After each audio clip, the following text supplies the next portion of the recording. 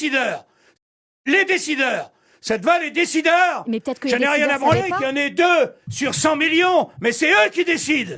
Donc je te parle des décideurs. Vous n'avez pas peur parfois de vous cramer? Vous divisez forcément. Vous allez sur des terrains qui ne sont pas forcément conquis. Bien sûr qu'il faut être sur la tangente, sur le fil du rasoir. Je voudrais revenir sur un mot, quand on dit, tu sais, la fameuse théorie du complot, là. Il faut arrêter, quoi, avec ce mot, quoi. Faudrait le bannir. Hein, c'est un complotiste. C'est ce qu'on a dit de vous? Qui est un complotiste? S'il y a un an, on se parle ensemble, je dis, tu sais, Déborah, tu sais ce qui va se passer pour nous? On va être obligé de se signer un papier pour sortir de chez soi. Tu sais quoi? On sera interdit d'acheter quoi que ce soit, il y aura un couvre-feu. Et on va nous obliger à faire des trucs pour une maladie qui en fait tue entre 0,3 et 0,5% de ceux qui sont infectés. Eh bien, on va t'infliger une torture telle que tous les petits commerçants, tous les bars, toutes les brasseries vont mourir de faim. Tu vas dire, mais t'es un complotiste. Et puis là, je te le redis, aujourd'hui, tu vas me dire, ah bah oui, c'est vrai, t'avais raison. Quand on dit qu'on est complotiste, c'est par rapport à des faits qu'on récuse. Oui, mais ceux qui ont senti venir ces trucs-là, on les a traités de complotistes. Je vais te donner un autre exemple parce que manifestement tu ne comprends pas. Non, mais j'interroge. C'est normal, tu es une femme.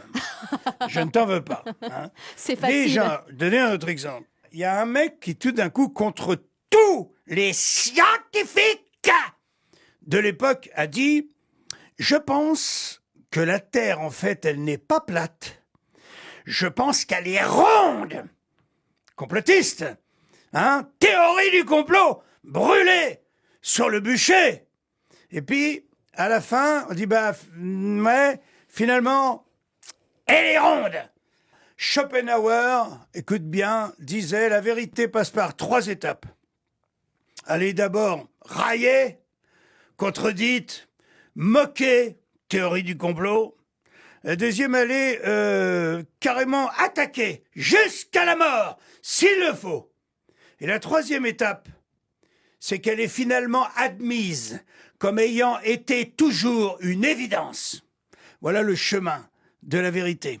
Simplement, par exemple, quand je parle, si je suis un conspirationniste, quand je dis que nos gouvernants ont fait tout et leur contraire, quand les scientifiques, à chaque fois je fais un petit geste, nous disent « il ne faut pas porter de masque, c'est dangereux ».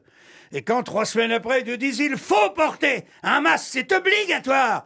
Qu'est-ce qu'on peut penser? Est-ce qu'il y a quelque chose de complotiste là-dedans? Non, mais qui sont paumés.